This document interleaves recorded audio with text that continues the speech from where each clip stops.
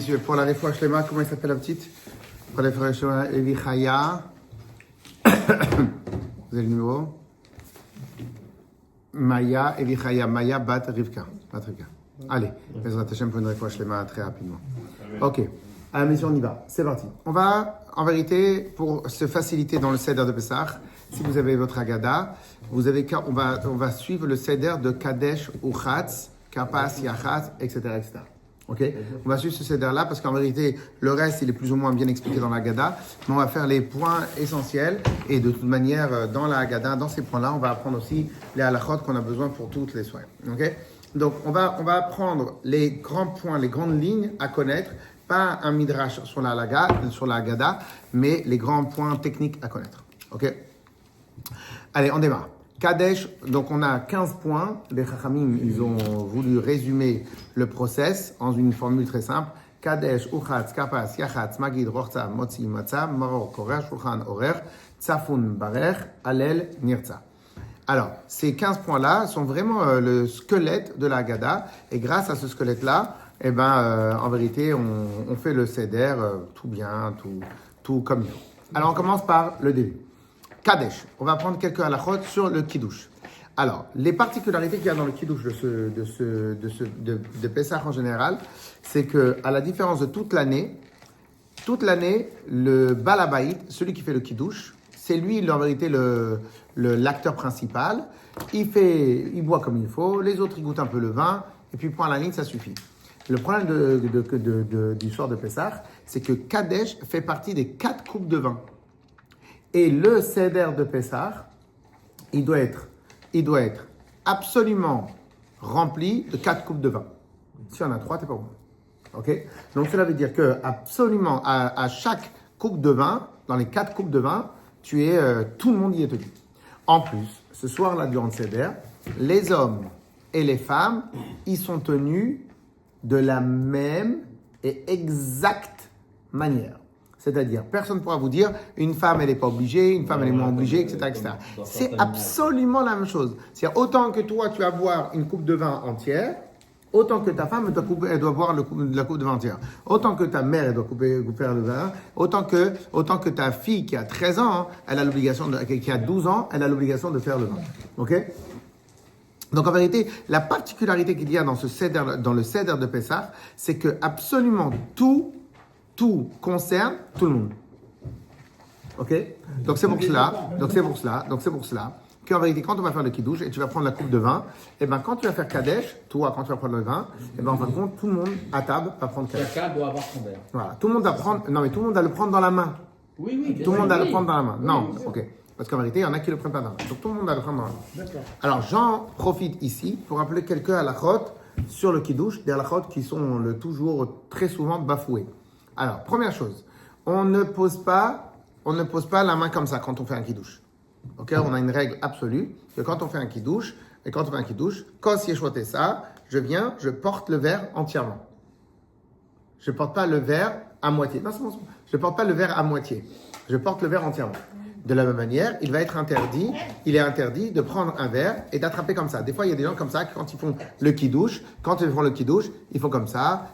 Alors, il y en a qui font comme ça, ils font avec 2 mains, ils font comme ça, ils s'apportent, ou ils attrapent avec la coupe, ils attrapent comme ça, et en même temps, ils attrapent. En vérité, non, ça aussi, c'est interdit. En vérité, quand on fait le kiddush avec le verre, il faut que la main, elle porte entièrement le verre. Elle ne doit pas être appuyée sur autre chose. Et des verres, c'est impossible. Et pourquoi? Quoi? Des verres, c'est appuyé ou Quoi? chaud, hein. Ça, en tout cas, c'est clairement écrit. D'accord, pas comme ça. Pourquoi? Parce qu'en vérité, quand on fait une mitzvah, il faut faire la mitzvah avec la force. On ne peut pas faire On ne peut pas faire la tfila avec de la faiblesse. Quand on fait une tfila, on doit montrer qu'on est fort. Donc en vérité, lorsque maintenant je prends les 2 mains en même temps, ou peu importe, je fais comme ça, ou il y en a qui vont attraper le verre, quoi. Alors c'est vrai que les Japonais, à chaque fois qu'ils portent quelque chose, qu'ils donnent quelque chose à quelqu'un, ils prennent les 2 mains, ils font comme ça. Pourquoi? Pour eux, ça montre qu'en vérité, ils sont complètement investis dans l'action qu'ils sont en train de faire. Ok? Mais nous, c'est pas du tout la même chose. Pour autre chose, on pourrait le faire. Mais pour le kiddush, on doit faire avec la main. Oui.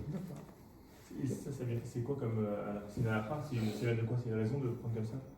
Ah non, alors ça par contre à Kabbalah, comme ça les chassidim ils font. Alors quand nous les chassidim on prend le verre, on prend de la main droite, parce que tout doit passer par la main droite. Tu donnes à la main gauche, Ouais. et après tu poses comme ça. Ah d'accord. Ok. Donc en fin de compte, tu poses le verre. Ta main c'est aussi un keli, et ton verre c'est aussi un keli. Donc tu reçois le keli sur le keli. Et une question toute bête, si t'es gaucher, ça a une importance? Si tu es vraiment gaucher, ça peut être comme ça aussi. Un vrai gaucher, il prend la même. Ouais. Clair? Clair, messieurs? Clair, messieurs? Et combien j'en vois? Alors, c'est vrai que quand on fait le kidouche debout, on n'a pas l'occasion de faire ça. Mais par exemple, un classique de chez classique, au Sheva Brachot, quand les gens ils portent le verre, ils sont toujours comme ça. Toujours ça. Classique. Au kidouche de midi, les gens classique. Ok? Et même il y en a que quand ils font le kidouche, quand ils se mettent debout comme ça, ils font Sabri Maranam, Baruch Ata Hashem. C'est interdit. Il faut absolument que le verre il soit pris de manière. Et donc comme on va être tous debout, et même nos enfants, il faut leur apprendre parce qu'il y en a qui vont prendre comme ça. Ok? Autre halakha sur le soir du Seder, très important, qui est lié avec le kidouche. C'est quoi? C'est que on a deux paramètres absolument primordiaux dans le soir du Seder. C'est quoi? Un, chayav adam lirot et atzmo keilu yatsa mishivut Mitzrayim. Une personne doit considérer qu'il est sorti aujourd'hui d'Égypte. Option 2, une personne doit montrer qu'il est sorti d'Égypte. Donc il doit considérer qu'il est sorti d'Égypte et il doit montrer qu'il est sorti d'Égypte. On est d'accord? Donc en fin de compte, on a deux choses. Lire et atzmo, considérer, ça c'est moi et mon travail à moi personnel. Les harot, montrer, ça c'est autre chose. Donc il faut que ça soit aussi ostentatoire. Donc, de la même manière qu'on a appris que les Chachamim, ils ont vu à travers le Korban Pesach, qu'on a une obligation de le manger quand on est rassasié, de le manger quand on est bien et on est d'une manière de riche, et bien de la même manière, tous les actes de la soirée, ils doivent être d'une manière de richesse. Comment on va rendre ostentatoire la richesse le soir du Seder? Il y a plusieurs manières. Ma option numéro 1, Sakoudé. Pas option, c'est façon numéro 1, c'est Sakoudé. Et façon numéro 2, concernant le verre, c'est terminer le verre entier. C'est pas oui. Tout. C'est la bracha, Terminer le verre Entier. Ok? Ça, c'est vraiment un point que la halakha exige. Et la halakha, elle rentre dans des complications lorsque maintenant elle te dit, mais et si je peux pas, et si je peux pas, et si je peux pas. Ok. Mais donc ça, c'est dans le cas où tu peux pas. Aujourd'hui, tout le monde, éventuellement, tout le monde en principe, il peut. Ok? Donc cela veut dire qu'il y a une obligation, pas seulement, et en plus, il faut boire aussi du vin. Le vin est un signe ostentatoire de richesse, pas du jus de raisin. Boire le verre entier, boire le verre accoudé et entier. Ok? Donc c'est vraiment, là, je m'arrête là sur le point du kidouche parce qu'en réalité, dans le point du kidouche, on peut voir plusieurs choses différentes. Ok? Donc, un seder de Pessah kasher, un seder de Pessah comme il faut, concernant le kidouche, et on boit. Et quand on fait, on a le verre entier rempli à bord, parce que c'est ça aussi un signe de richesse, rempli à bord, je viens, je termine,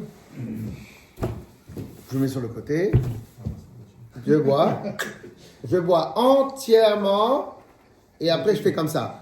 Je bois entièrement, après je fais, je casse.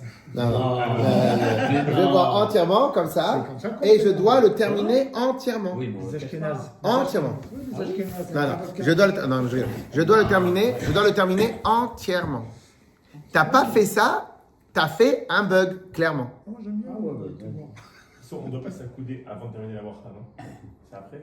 Non, c'est au moment où tu bois. Comment tu Au moment où tu bois. Clair ou pas? Si. It's very, very, very important. Boire le verre entièrement. Hein? Faut que j'ajoute ça. Crime. Ouais. Moi, je fais pas ça. It's very important. Ok? C'est pour ça que les chachamim, c'est pour ça que, et alors, je parle même pas qu'il faut boire selon la halakha minimale. La halakha minimale, elle te dit, il faut absolument prendre assez de vin, comme quoi que tu peux remplir l'espace de ta bouche. Donc tu dois boire de manière à remplir l'espace de ta bouche. Ça, c'est ce qu'on appelle un révite. Mais là, ici, on n'est même pas dans le révite. Là, on dépasse le révite. Là, on n'est même pas dans le révite, on dépasse le révite. Là, ici, on est dans boire entier le verre. Pourquoi? Parce que les pauvres, ils gardent un peu pour le repas, ils prennent un peu pour maintenant, un peu pour après, un peu pour après. Donc, en fin de compte, les pauvres, ils gardent pour après. Un riche, il termine le verre, et après, tu me ramènes un autre verre. Oui, mais une bonne question. Quand tu vas au restaurant, la bouteille est à 100 euros. Quand tu vas au restaurant, la moitié du verre elle est à 100 euros, je te peux t'assurer, tu la prends un tout petit peu, un tout petit peu. Si tu es riche, tu demandes. La question, c'est qui finit, qui est soumis à ça, à table. Tous. Est-ce Tout ce que à partir de quel âge les enfants, les Tout femmes, ce que je dis ce soir, c'est tout le monde. Concernant tout le monde. Mais on peut mettre du vin aux enfants. Ah, les enfants, ils vont prendre du jus de raisin. Lequel, hein? Pour ceux qui... De quel âge? Non. Vous êtes pas encore Parce qu'un à ado, 13-14 ans, c'est quand même encore jeune. Bah, il boit tout Non, oui, Non. ah, oui. Alors, si maintenant tu veux être riche, il y a du vin à 4% ou à 3%, il faut acheter à 3%. Si madame, elle n'arrive pas à tenir devant le vin, pour le vin, ok, eh ben, parce que ou elle est menue, ou parce qu'elle n'a pas du tout l'habitude, ou parce que tout, etc., elle prend du 3-4%. Hein? C'est de la bière, ça. Ouais, mais si c'est du vin, et du vin sucré, du truc, etc. Et Non, pas de jus de raisin, vin. la quantité minimale. Ah, j'y arrive. Tout, on y arrive à ça. Parce qu'une Alors. bouteille, c'est 75 centimes. 9 centimes. Ça, c'est aux alcooliques anonymes. Parce que c'est pour savoir combien de bouteilles, selon mes invités, je vais devoir acheter. Alors, lorsque on prend le verre, il est un révérite. Un révérite, c'est 8,6 centilitres. Oh, ça Alors, si tu es quelqu'un de pas prévoyant, ok, si tu n'es pas prévoyant, qu'est-ce que tu vas faire? Tu vas prendre un verre classique que tu trouves au magasin, verre classique. Le verre classique, il fait, je sais pas combien il fait de millilitres. Non, il fait plein, il fait ça, plus. ça fait 15. Voilà, il fait 15, 18. Ça fait 15. Voilà, il fait 18, il fait 15, 18. Tu le remplis à bâbord, ça te fait vraiment presque du 18. Ok? T'as pris, comme t'es un très fif, t'as pris du vin à 12%. Ok? Et donc, qu'est-ce qui se passe? Dès le premier verre, tu l'as bu d'un seul coup, t'es fini. T'es chlassé. Voilà, t'es fini. Et tu fais tout le CDR en train de danser. Ok? Ça, c'est l'option numéro 1. Maintenant, tu es un tout petit peu prévoyant. Qu'est-ce que tu fais? T'achètes un verre, tu vas au magasin, t'achètes des verres de 9 centilitres. Après, j'ai dit 9 centilitres parce qu'on va pas trouver 8,6. 8,6. En plus, si tu prends que 8,6, c'est-à-dire que si tu as laissé par à bord, Voilà, et ben, enfin, toi, tu prends des verres neufs. Les verres neufs, ils sont à peu près cette taille-là. Tu es totalement acquitté. Tu prends du bon vin. Tu prends du vin, un truc. Pour madame et les enfants, les jeunes enfants, eh ben, tu leur prends à 5%, à 4%, à 5%. Et comme ça, tout le monde a fait la mitzvah. Pourquoi? Parce qu'en vérité, la vraie mitzvah, c'est yaïn. La vraie mitzvah, c'est yaïn. En gros, tu fais 7 verres. Est-ce qu'on a un temps? Non. On a un temps pour boire. Oui, j'arrive. Oui. J'arrive. Ok? Alors, clair ou pas? Clair ou pas? C'est bon pour ça? On répète. 1. Le kidouche, il doit être fait comme toute l'année. Toute l'année, le kidouche, on doit lever le verre. On doit lever le verre. On ne doit pas s'appuyer sur rien du tout. Ouais. Alors, quand on est debout, eh ben, en vérité, on n'a pas trop l'occasion. Mais en vérité, même debout, les gens, ils ont l'occasion de faire comme ça. Ils font comme ça, etc. On est assis, non?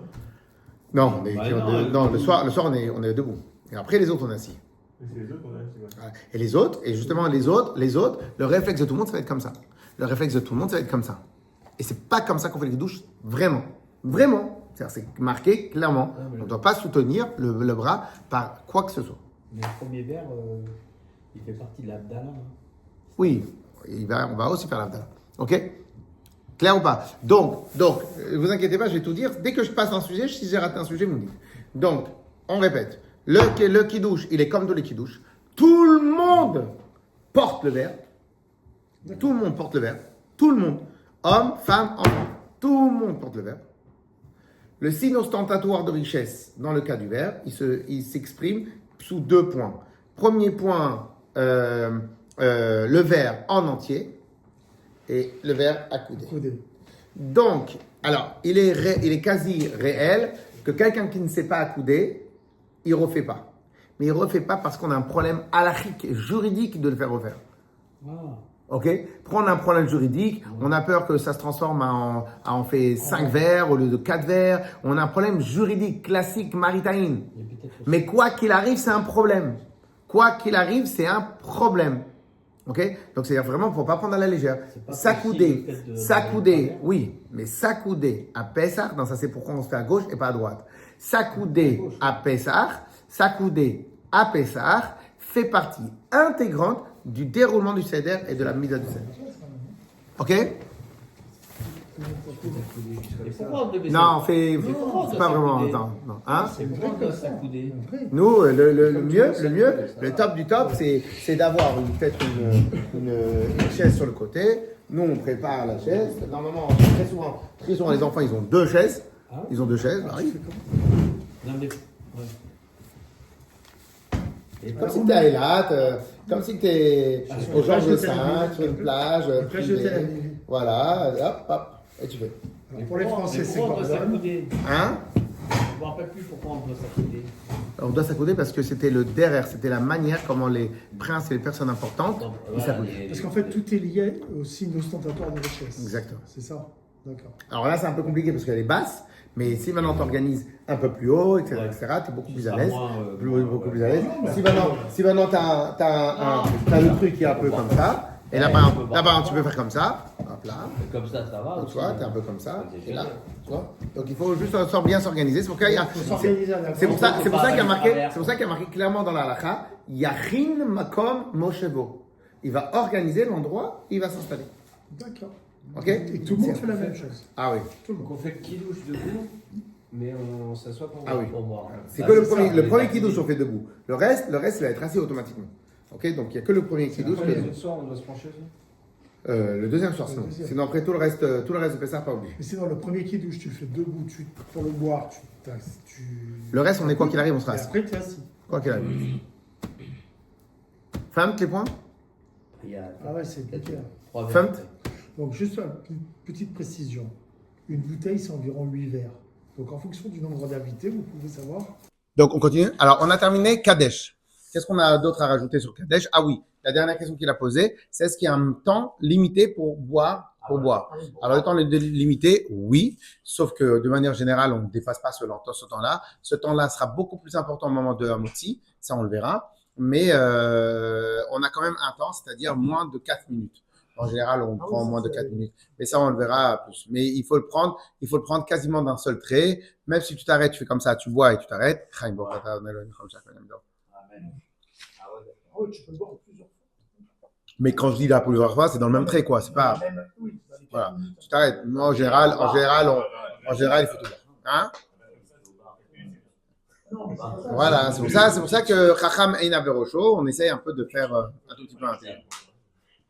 Ok, monsieur? Yes? Très bien. Kadesh. Ensuite, il y a Urchatz. Alors, Urchatz, facile, ça veut dire se laver les mains. Alors, on va faire 2 ou 3 explications. C'est quoi le pshat de se laver les mains? Alors, est-ce qu'on se lave les mains comme Netilat Yadayim du matin ou Netilat Yadayim de Hamotzi? Il y a marqué Urchatz, on se lave les mains. Oui. Quand on dit on se lave les mains, c'est le Netilat Yadayim du matin ou le Netilat Yadayim de Hamotzi? On fait pas la bracha. Alors, du matin ou du Hamotzi? Oh là là là là là là là là. Quel beau gosse, quel beau gosse. Hein? 3 d'un côté, 3 de l'autre, on fait pas la bracha. Alors, hein? Attends. Non, 3. On se lave les mains sans réciter de minutes. 3. Alors, on se lavera les mains comme Hamotzi. Comme Hamotzi. Pourquoi comme Hamotzi? Parce qu'en vérité, à l'intérieur. Donc, non, on n'est pas Hamotzi. Donc, on fait le Netilat Yadayim. On fait le Netilat Yadayim comme Hamotzi. Pourquoi comme Hamotzi? Je vous explique la raison. Pourquoi, messieurs, pourquoi comme Hamotzi? Parce que à l'intérieur du Netilat Yadayim, ils avaient inclus 2 choses. Quand tu manges du pain et quand tu manges tout aliment qui est trempé dans un liquide. Ok? Hein? Pour le coup, Dans tous les aliments qui sont trempés dans un liquide. Ah non, pas du tout, tout le monde. Ouais. Chez nous, à Alger, c'était, à l'époque, c'était que celui qui officie, mais tout le monde. Sinon, mais dans les règles, c'est marqué le chef de famille. C'est marqué tout le temps. Non. Ouais. Parce que je vais te- ah, ok, alors je vais t'expliquer. Il y a marqué ça.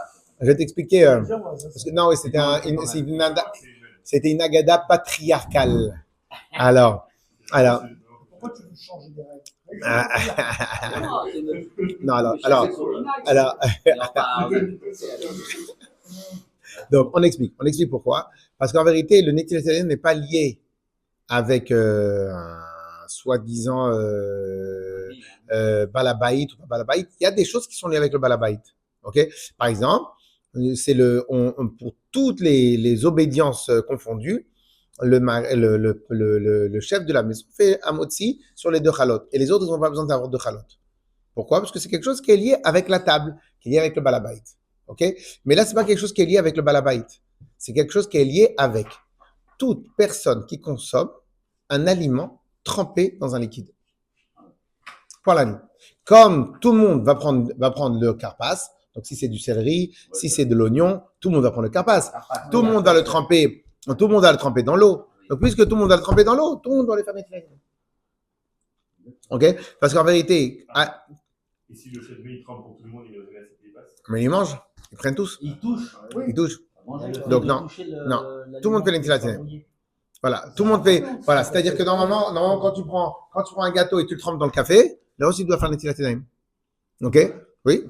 Quand tu prends une pomme et tu la laves pour être sûr et certain qu'elle est propre, tu dois faire l'intilatine. Tout aliment qui est trempé dans de l'eau, dans un liquide, on doit faire l'intilatine. Pourquoi? Parce qu'il devient apte à être impur et on doit faire. Donc en vérité, je vous le dis en 2 secondes, tout ça rentrait. Écoutez. Tout ça rentrait dans la takana générale, dans l'institution générale qui était que pour préserver la pureté des Kohanim, les Kohanim, eux, quand ils devaient manger la trouma, donc on avait la trouma des céréales, la trouma du vin et la trouma de l'huile. Donc il y a une grande marloquette. Est-ce que le principe de Netilat Yadayim concernait uniquement le pain ou Netilat Yadayim concernait quand il prenait du vin et quand il prenait de l'huile? En tout cas, quoi qu'il arrive, ça concernait absolument tout. Alors, donc, on est bien d'accord. Pourquoi? Parce qu'en vérité, quand on fait Netilat Yadayim, c'est lié avec ce qu'on va manger. Netilat Yadayim n'est pas lié avec un signe ostentatoire de balabait ou autre chose. Netilat Yadayim, il est lié avec ce qu'on va manger. Puisque maintenant, chacun, il va manger le karpas trempé. Et donc, en vérité, chacun, il a l'obligation de se laver les mains. Mais c'est d'ailleurs, ok? On fait Netilat Yadayim comme à motzi, sauf à une exception près qu'on ne fait pas de bracha. Ok? Mais encore une fois, c'est comme un motzi. Ça veut dire quoi comme un motzi? Ça veut dire que tu fais Netilat Yadayim et tu ne parles pas jusqu'à que tu as fait la bracha sur le karpas. Ok? On est d'accord avec ces points-là? Claire? John, on est d'accord avec ce point-là? Yes? Très bien. Alors maintenant, on va passer au karpas. Alors karpas, on a un petit point à se rappeler dans le karpas. Le karpas, en vérité, pour vous donner un petit kiff à la rik, on a une seule seouda, mais qui va avoir, en vérité, vous savez que dans la halakha, le soir du seder, il est très travaillé. Pourquoi? Parce qu'en vérité, il engendre plein de problèmes légaux le soir du seder. Pour vous donner un exemple tout simple, ok? Tu fais le kiddush, tu manges 1 heure après. Où est-ce qu'on a vu qu'on mange 1 heure après le kiddush?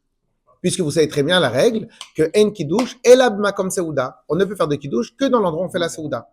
Donc toi tu fais netilat yadayim, toi tu fais un motzi, toi tu fais kiddush, mais tu manges pas. Donc tout le seder de Pessah, il est vraiment traité halachiquement pour voir comment on rentre dans la partie légale d'un kiddush. Ok? Mais en tout cas, on a un grand problème avec le kiddush. Comment tu peux faire kiddush et amotzi une heure après? Mais on n'a pas que ça comme problème. Je vous donne un exemple tout simple. Est-ce que tu fais la bracha sur le maror? Normalement, tu aurais dû faire sur le maror, hein, pas carpas, sur la laitue. Normalement, tu aurais dû faire tu aurais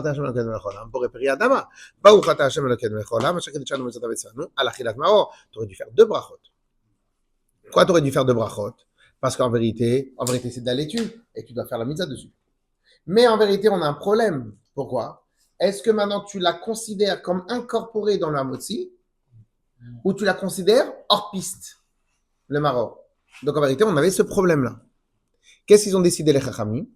Écoutez bien, très important. Qu'au moment où on mange le karpas, on se visualise 2 secondes le maror qu'on va manger. Quand on se visualise le maror que l'on va manger, à ce moment-là, j'acquitte par le karpas, j'acquitte la bracha sur le maror. Et à ce moment-là, je m'acquitte de tous les problèmes halachiques. Pourquoi? C'est sûr et certain que j'ai pas besoin de refaire la bracha, mais pour les plus sceptiques, on n'a pas besoin de refaire la bracha sur le maror. Pourquoi? Parce que tu as déjà fait la bracha sur le karpas. Ok? Donc quand on va faire la bracha sur le karpas, quand on va faire la bracha sur le karpas, on va être mitkaven, on va penser à s'acquitter du maror. Ok? Alors là aussi, je donne 1 ou 2 conseils techniques pour les plus expérimentés d'entre vous. Quand on fait tout ça, en tout cas moi c'est ce que je recommande largement. Alors, quand on est bachour, si maintenant toi tu fais ton seder tout seul et tout, etc., tu laisses ton papa faire et toi tu fais ton truc de ton côté. Ok? Mais si toi tu es le balabait et si tu fais que tout le monde va faire Netilat, si tout le monde va faire le karpas, en général, le balabait, il fait Netilat Edaim en dernier. Il fait Netilat Edaim en dernier de karpas, pour pas rentrer dans une série et une escalade de oh, j'ai parlé, mince, je refais Netilat Edaim. Ok? Pour ne pas rentrer dans une escalade de ok? Donc, qu'est-ce qu'il fait? Tu distribues, en tout cas, c'est comme ça que je pense qu'il est le meilleur à faire. Tu distribues le karpas à tout le monde. Tu expliques ce que nous allons faire. Pensez à vous acquitter du maror quand vous faites la bracha. Donc, quand tu vas faire Boré Peri Adama pour manger le karpas, tu vas en même temps penser au maror. Donc, tu leur dis. C'est bon, clair, tout le monde? C'est bon, clair? C'est bon? Une fois que tout le monde est clair, tu files à la cuisine, tu fais Netilat Edaim toi, tu reviens, tu fais Baruch Ata Hashem Elokeinu Melech HaOlam, Boré Peri Adama. Et hop, tout le monde se rappelle, et comme ça, tu as fait tout. Donc, en fin de compte, tu amènes tout le monde à faire la même chose avec toi. Ok? Le karpas, on le trempe dans l'eau salée. En plus, une autre détail halachique. Alors, nous, en général, on prend de l'oignon. J'ai jamais vu quelqu'un vraiment kiffer l'oignon, donc il n'y a pas de... Mais il y en a qui peuvent kiffer le céleri, ou il y en a qui peuvent kiffer, ou il y a des endives, ou il y en a qui peuvent aussi prendre pomme de terre, ou en tout cas, il y a plusieurs choses qui peuvent être pas la pire des choses amères. Ok? Et bien, en vérité, il y a une vraie obligation de ne pas prendre 30 grammes dans le karpas. Il faut exprès prendre un petit bout. Pourquoi il faut prendre un petit bout? Parce que si tu prends 30 grammes, tu es obligé de faire boré nefashot. C'est pas marqué qu'il faut prendre 30 grammes? Non, ça c'est dans le maror. Ok? Donc, dans le karpas, il ne faut pas prendre 30 grammes. Pas prendre 30 grammes. Donc, tu fais la bracha, même un petit bout. Tu prends ici, s'il y a de l'oignon, ici tu viens, même si tu prends un petit bout comme ça, tu es acquitté de la mitzvah. Oui, mais c'est pas ici qui est important que ce soit pardon. Maintenant, le rabbi, il prenait le cœur de l'oignon. Mais bon, on va pas toujours faire la même chose. Ok? Hein? Ouais. Ouais. Ah bon, toi t'es un ashkenaz. C'est pas. Non, en fait, c'est le référence, c'est marrant. Ok? Clair? On continue. Karpas, très important. On a encore 2-3 trucs très importants à faire. Karpas, ya chatz. Alors, les Marocains d'entre nous, au moment où ils vont faire le carpas, non, au moment où ils vont casser la matzah, ils vont dire c'est comme ça qu'on est passé dans la mer. C'est comme ça qu'on est passé dans la mer. Ok. Comme ça, on est passé dans la mer. Alors, Baruch Hashem, la fête de Pessah, c'est la fête où tout le monde s'éclate, où tout le monde fait ce qu'il veut. Et tout passe, tout est bon. Et ah, toi, tu fais tout, toi. Tu fais tunisien, marocain. Ah, toi, t'as tout pris, toi. Toi, t'as aucune limite. Ouais. Ok? Alors, donc, qu'est-ce qui se passe? Qu'est-ce qui se passe? Donc, en vérité, pourquoi? Parce qu'en vérité, c'est une fête tellement importante. Il y a tellement d'éducation à transmettre à nos enfants qu'en vérité, chaque chose que tu fais, il est lié. Et Baruch Hashem, c'est très festif. Donc, tu le fais comme toi tu veux, peu importe comment tu as l'habitude de le faire. En tout cas, au moment où tu coupes la matzah, on a l'habitude de la couper de la manière suivante. Comment? Alors, ça, c'est le Kabbalah. Il y aura un petit morceau et un grand morceau. Le grand morceau, on a l'habitude de le couper en 5 morceaux. Alors, on peut le dire facilement avec les 5 niveaux de la Neshama, etc., etc. En tout cas, le grand morceau, tu le coupes en 5 morceaux. Tu le plies dans un truc. Le rabbi avait l'habitude de la mettre sous la nappe. Sous la nappe. Voilà. Donc, tu peux la mettre sous la nappe. Tu peux la mettre sous la nappe, tu la mets sur la nappe, sinon tu la mets sur le côté. Ok? Ok? Combien de fois je l'ai eu, moi? Alors, ok? Donc, et maintenant, le petit morceau. Alors, j'ai une question à vous poser. Pourquoi on la coupe cette matzah-là? Qu'est-ce qu'elle vous a bien pu faire, cette matzah? C'est du milieu. Ouais. Pourquoi vous la coupez? What do you cut it? C'est pas rapport à ce qu'on pense quand même, ça. Non. Réponse. Parce qu'il nous faut absolument un lechem oni. Un pain de pauvre. Il nous faut un pain de misère. Il nous faut un pain de pauvre. Là, la traduit oni, pas du langage pauvre, mais du langage chez onin bo arbe dvarim. Qu'on parle sur cette matzah-là beaucoup de choses. Ok? Mais en tout cas, on a besoin d'avoir une matzah qui va être l'actrice, qui va être le répertoire, je ne sais pas comment on va l'appeler, de la soirée. Donc, lorsque maintenant, vous avez vu sûrement dans la Gada, on couvre les matzot, on découvre les matzot, on couvre les matzot, on découvre les matzot. En vérité, vous savez de quelle matzah on parle? On parle de la matzah du milieu. Donc, il faut que la matzah du milieu soit visible. C'est pas que maintenant, il y a 3 niveaux de matzah et la matzah du milieu, elle est au milieu et en fin de compte, elle est invisible. Il faut la laisser un peu sortir à l'extérieur.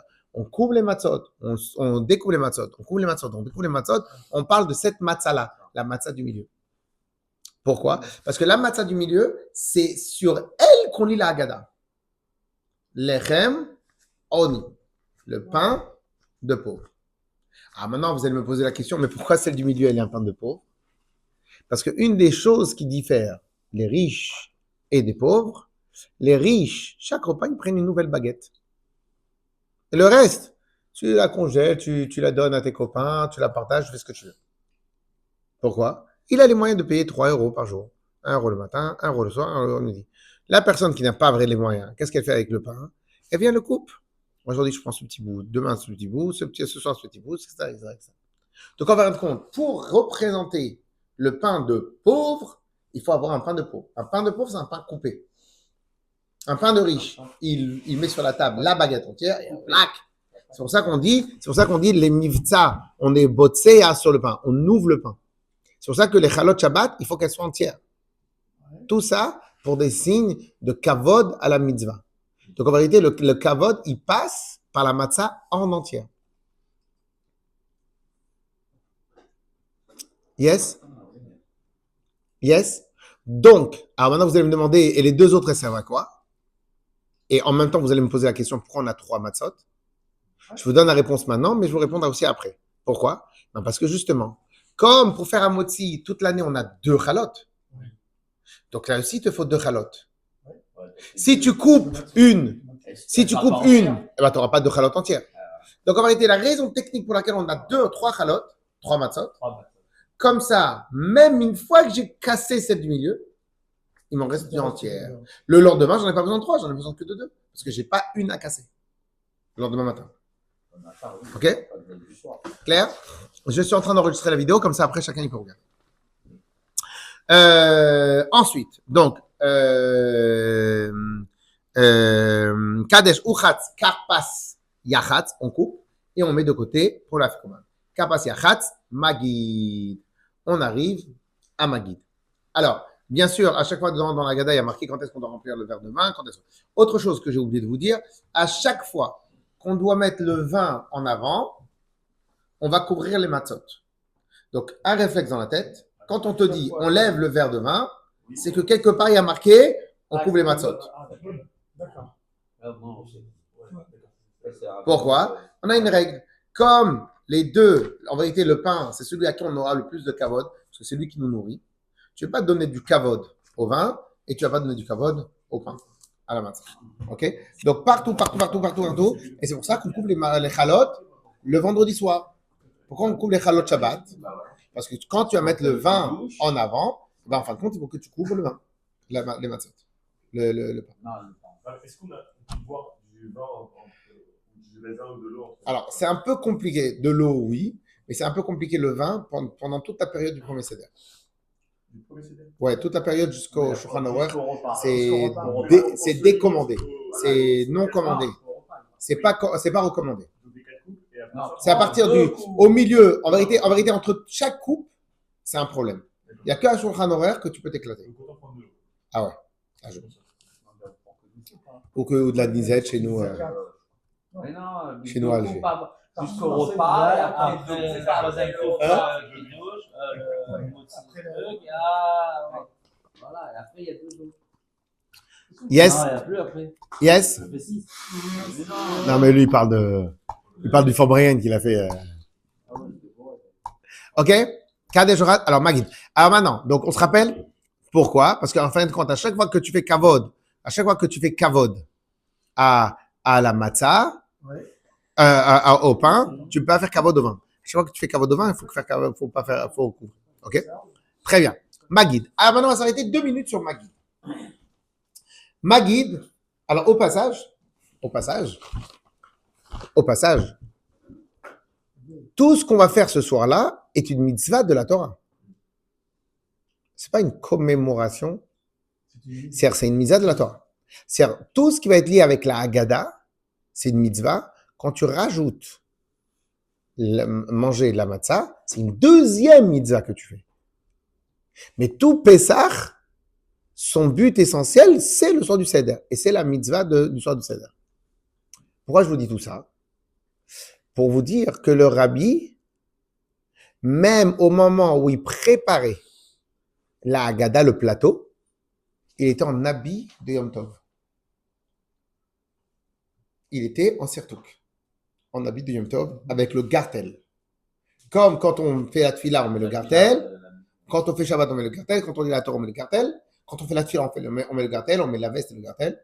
Comme ça, le rabbi faisait. Pourquoi? Pour une raison toute simple. Tu es en train de faire une mitzvah.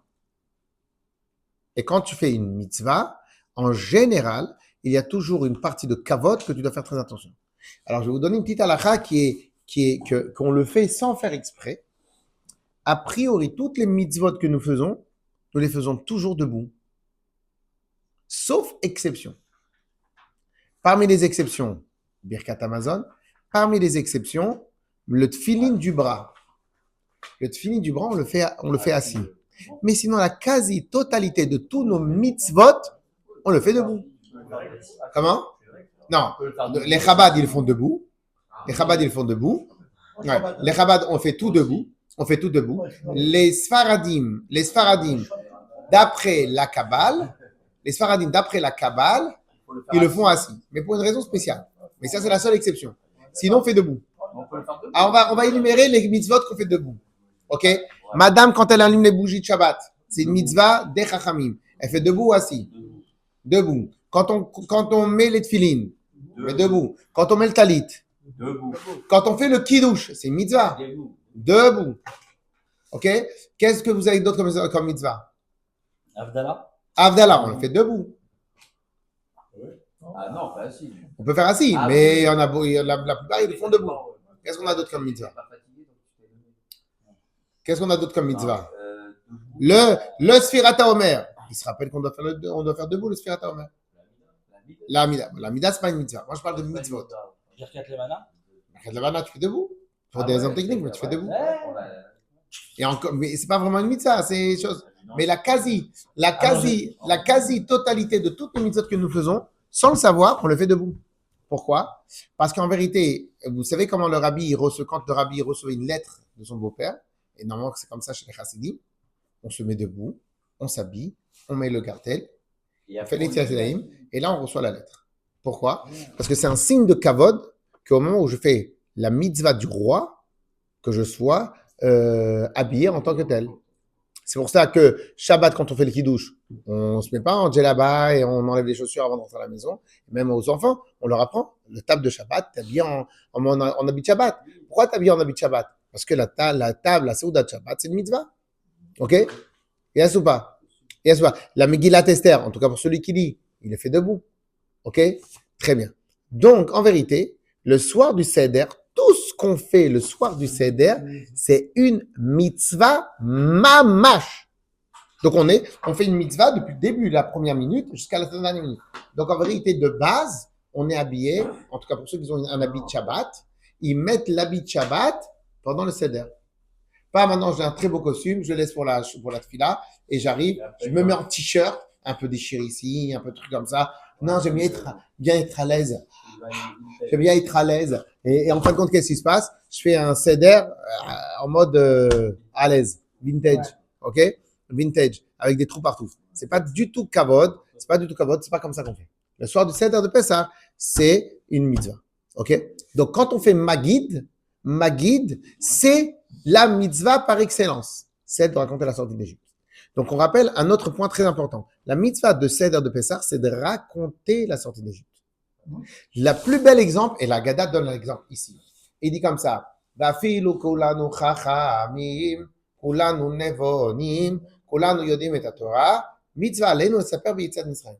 Et même si on était tous des chachamim, des grands penseurs, des grands yodim et Torah, on connaît toute la Torah, mitzvah aleinu lesaper b'yitzat Mitzrayim, c'est une mitzvah pour nous de raconter la sortie d'Égypte. Qu'est-ce qu'il nous dit ici? Il nous dit qu'en fin de compte, tout le monde a l'obligation, même celui qui connaît la paracha, Shemot, Vaera, Bo, Beshalach, Chitro par cœur. Et qu'est-ce qui t'amène comme exemple? C'est Rabbi Eliezer, Rabbi Akiva, Rabbi Yoshua, Rabbi Tarfon, Shayum, Bnei Brak. Il y a une histoire où il y avait les plus grands talmidei chacham de l'époque, ils étaient assis à Bnei Brak. Et là-bas, ils ont passé toute la nuit à parler de la sortie d'Égypte. À parler de la sortie d'Égypte, à discuter de la sortie d'Égypte, à échanger sur la sortie d'Égypte. Jusqu'à que leurs élèves sont venus, ils ont dit Raboteinu, et Giazman Kach, c'est arrivé le moment de oui ou non. Donc tu vois bien que la mitzvah, c'est pas de passer le seder. Et cette année, on a un grand kiff parce qu'on va pouvoir se reposer la veille.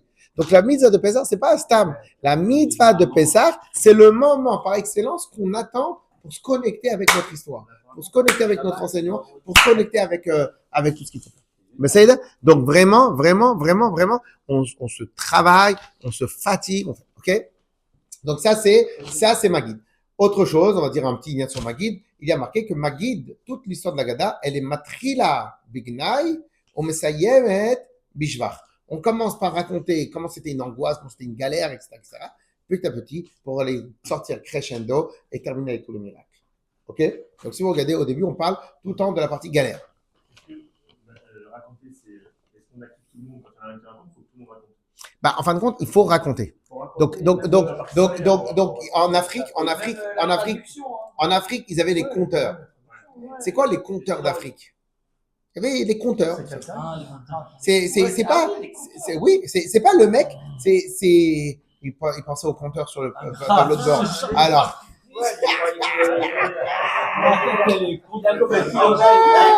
J'adore.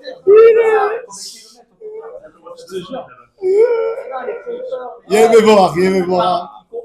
raconter l'histoire. Alors, il y avait des compteurs. C'est quoi les compteurs?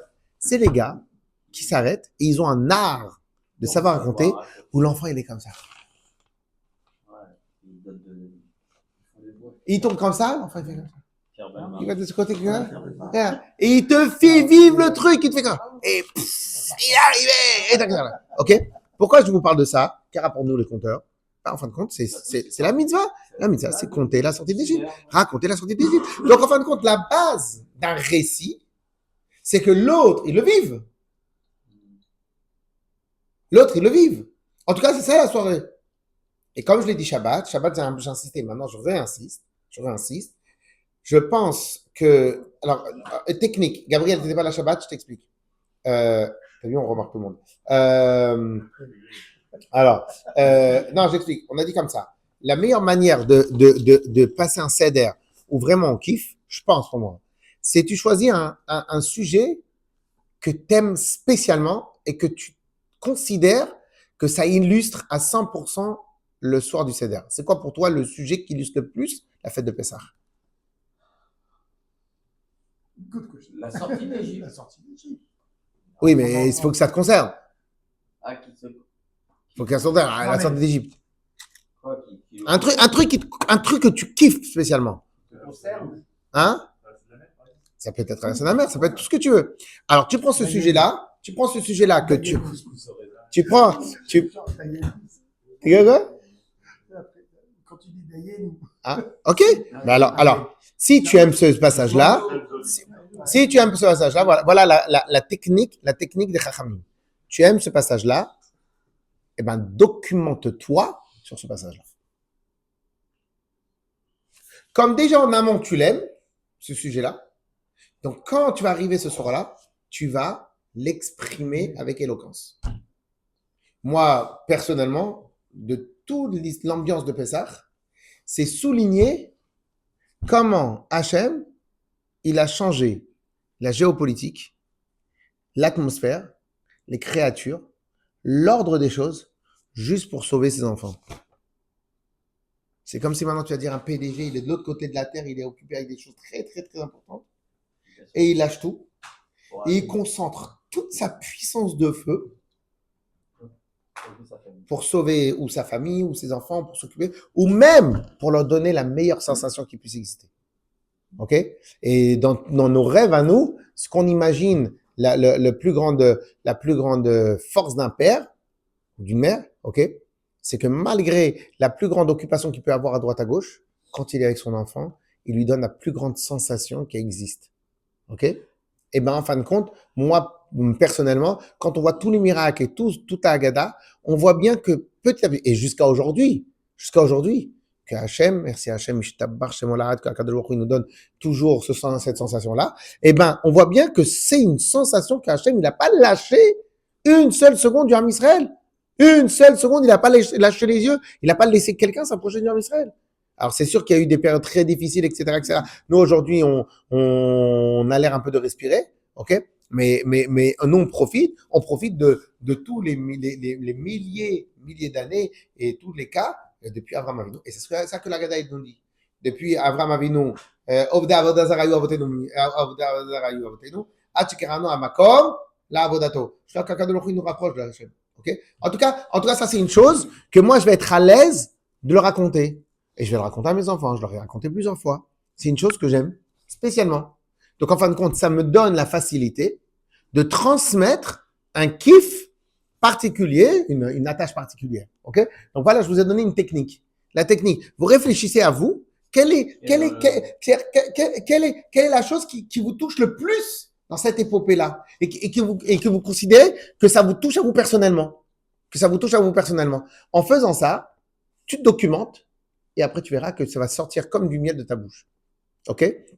En tout cas, il faut que tes enfants... Alors maintenant, il y a plein de choses qu'on peut raconter. Maintenant, je vous donne une idée. OK? Donc, toi aussi, réfléchis. Là, maintenant, si je ferme le micro, en gros, il faut qu'au moment où tu fêtes le soir du Seder, presque, tu fêtes quelque chose qui t'est arrivé à toi. Oui. Une transposition sur... Voilà. Et au moment où toi, tu vas te rappeler de ce qui t'est arrivé à toi, tu vas vibrer. Parce qu'en fin de compte, tu es tellement heureux de ce qui t'est arrivé à toi.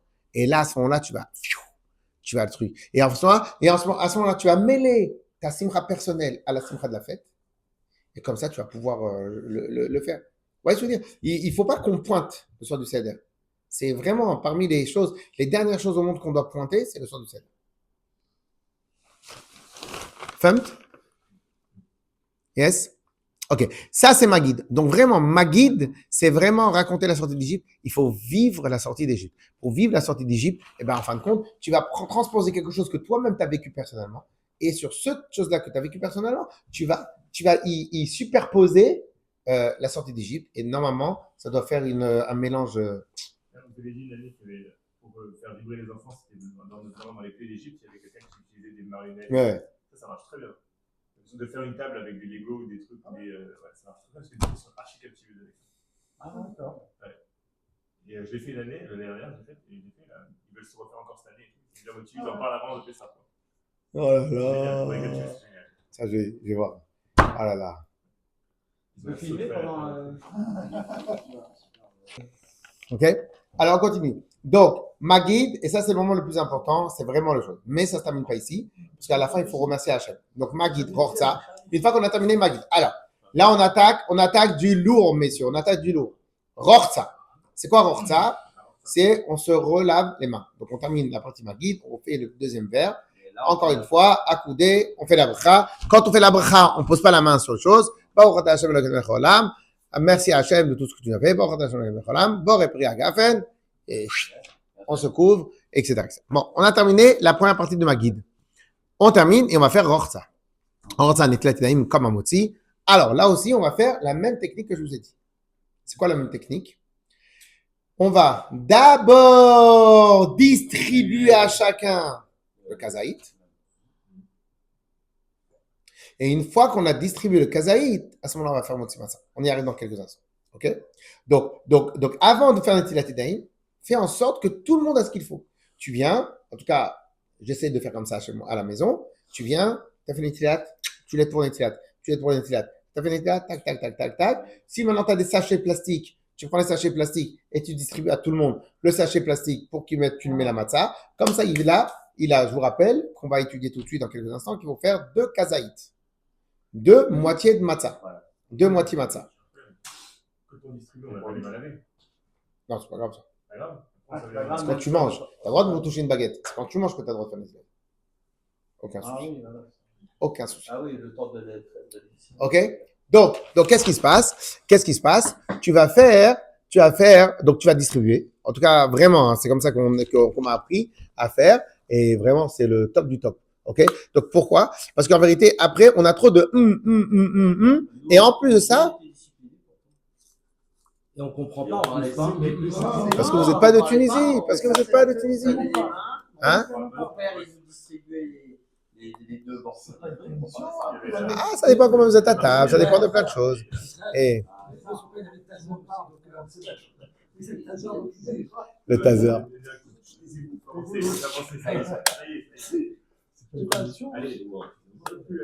Quoi? Ah ouais. Ok. Alors, donc tu distribues à tout le monde, ce qu'il a besoin de manger. Une fois que tout le monde est bien installé, tu leur expliques. Il faut faire en moins de 4 minutes. On doit manger les deux parties des matzot, etc. Tu leur expliques bien. Tout le monde a bien compris? Oui. Contact visuel, de regard avec chacun. OK? Et à ce moment-là, tu files Netilat Yadayim, tu reviens. Et là, on va voir comment on fait. On l'a déjà expliqué plusieurs fois. On va voir comment on le fait.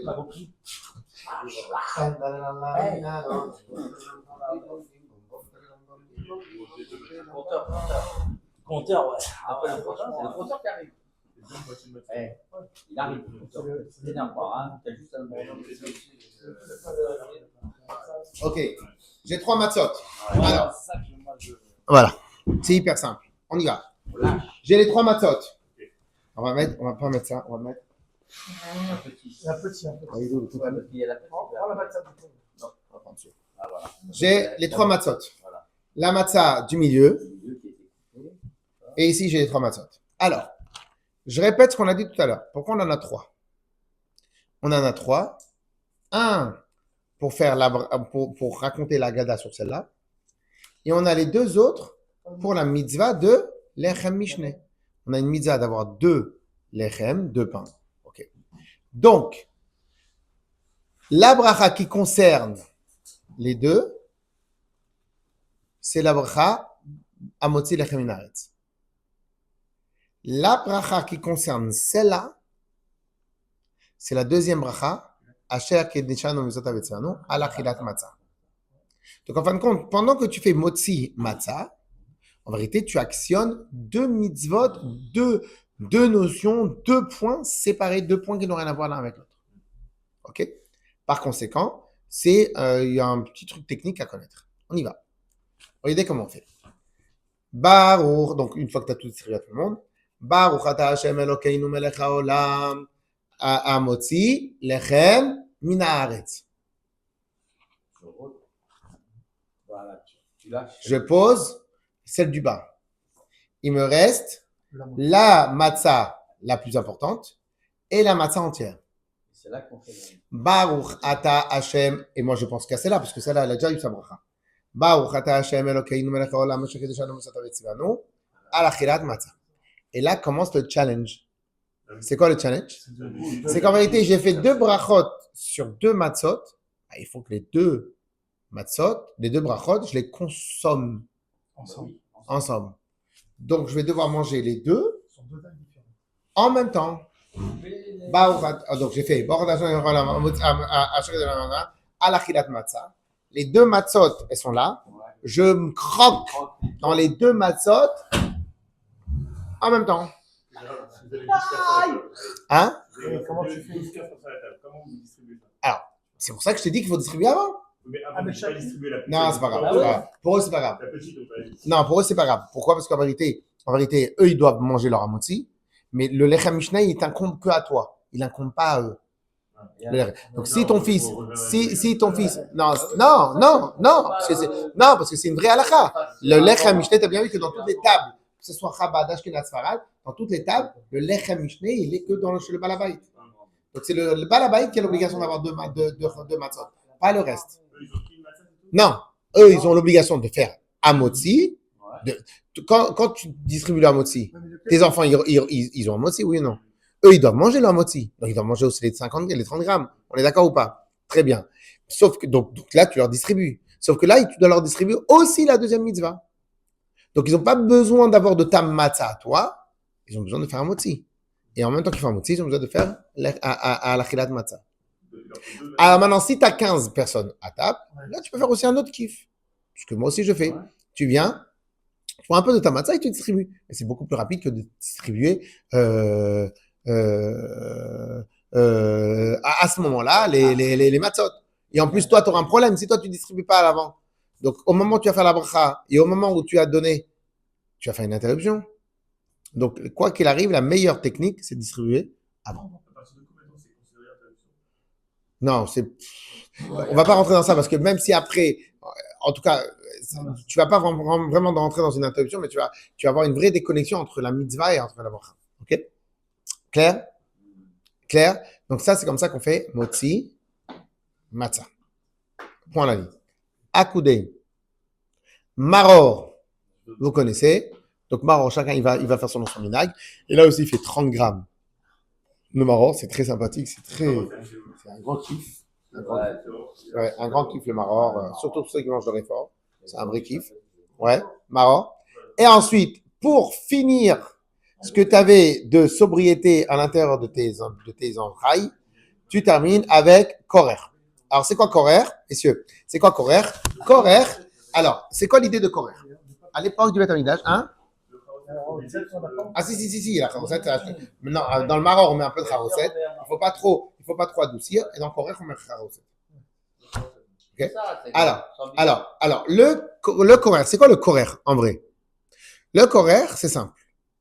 On a dit dans la paracha de cette semaine, dans parachat Chod Achodesh, il y a marqué Al matzot umrorim yochlu hu. Donc le korban le Korban Pessah, donc on parle du Korban Pessah. Ouais, correct. Le Korban Pessah dont on parle, qu'est-ce qu'il y a marqué? Il y a marqué Al Matzot Umrorim Yochluhu. Avec des matzot et avec du maror, vous allez manger le Korban Pessah. Qu'est-ce qu'il a dit Hillel? Il a dit qu'à l'époque du Beth Amikdash, c'est comme ça qu'on faisait. Tu prenais la matzah, tu mettais du maror, et tu mettais du korban, du sacrifice, et tu le mélangeais ensemble. Parce qu'il y a marqué dans le passage, Al matzot Umrorim Yochluhu. À chaque fois, on fait Yochluhu. Ok? Yes ou pas? Yes ou pas? Et bien sûr, accoudé. Ok? J'ai oublié pour le maror, on a fait bien sûr la bracha qui a marqué, à chaque à la khilat maror. Ok? On termine cette partie-là, le reste ça va aller très très vite. Comme on a mis une vidéo, donc tout le monde pourra regarder. Donc, on termine très très vite. Shulchan Orer, c'est le seul endroit où on est vraiment à l'aise de boire autant de vin que tu veux, de boire ce que tu veux, de manger ce que tu veux, de manger à couder, pas à couder, tu fais ce que tu veux. Shulchan Orer, c'est free chochi. Ok? Tu viens, tu fais comme tu veux. Ok? Il y en a qui disent que si maintenant tu fais accoudé, c'est très bien, et tu peux faire accoudé, c'est un kiff, c'est tout. Il y a pas d'obligation réelle concernant Shulchan Aruch. Ok? Par contre, il faut que tu te laisses un peu de place. Pourquoi? Tu as le afikoman. Ok? Sauf que, On va être rassasié au bout de bah si. Ok, alors je parlais de la place après être rassasié. De toute façon, la vérité, tu es déjà rassasié au moment du coréen, tu as déjà fini, hein, tu ne veux plus rentrer. Alors, correct. Safoun, c'est l'afikoman. Ah, avant. Ok, alors, dans l'afikoman, il y a un petit truc, messieurs, qu'il faut que vous connaissiez. Et c'est quoi? C'est que dans l'afikoman, en vérité, on a, avant l'afikoman, on doit manger encore la moitié d'une matzah. Pour se rappeler du korban chagiga. Et une fois que tu as terminé de manger, tu dois encore remanger la matzah pour chagiga. Et après que tu as terminé chagiga, tu dois manger l'afikoman. En général, le chagiga, tout le monde a fait. Non, vous dites n'importe quoi, Israël. Non, on n'a jamais entendu ça. Voilà, parce que là, ils en peuvent plus. Là, ils sont au truc. Là, c'est... Voilà. Là, tu deviens, c'est à ce moment-là où tu deviens inaudible. Non, ils rajoutent des trucs qui sont pas marqués dans la Gada. On le voit nulle part. Il y a marqué nulle part. C'est bon. OK? Alors, ensuite. Donc, ça, c'est Tzafon. Barer, Birkat Amazon. N'oubliez pas à chaque fois de mettre le verre de vin. OK? T'as terminé Birkat Amazon. Tu fais la bracha sur le vin, le troisième verre. Et à ce moment-là, Hallel, tu fais le Hallel entièrement. Tu remercies à Kadosh Baruch Hu. Tu es debout, tu chantes avec les enfants. Si tu as la pêche, tu chantes avec les enfants, tu tournes, tu danses. Merci à Kadosh Baruch Hu et tu chantes et tu trucs. C'est pour ça que les Sfaradim, ils avaient tellement de beaux chants. Chadzdiwa. OK? Et donc, qu'est-ce qui se passe? Donc, une fois que tu as terminé, Hallel, Nirtza, c'est fini. OK? Donc, on termine le 4e coupe de vin. Donc, voilà. Vous avez appris. Après, il y a les détails que tu peux regarder sur la Gada, il n'y a aucun problème. Mais voilà. OK? Ça, c'est les points essentiels, messieurs. Dieu vous bénisse. Je pense qu'on a fait le tour. Très bien. Zek ou Baron. Hein? Nirtza, ça a été agréé. Akadosh Baruch Hu, il a été content de tout ce que tu as fait. Non, après, il y a le dernier verre de vin. Alors, le dernier verre de vin, Dieu bénisse. Hein? Non. Kadesh ou Chatz, on a fait. Yachatz, Karpas, Magid, Rorza, Motzi, Matzah.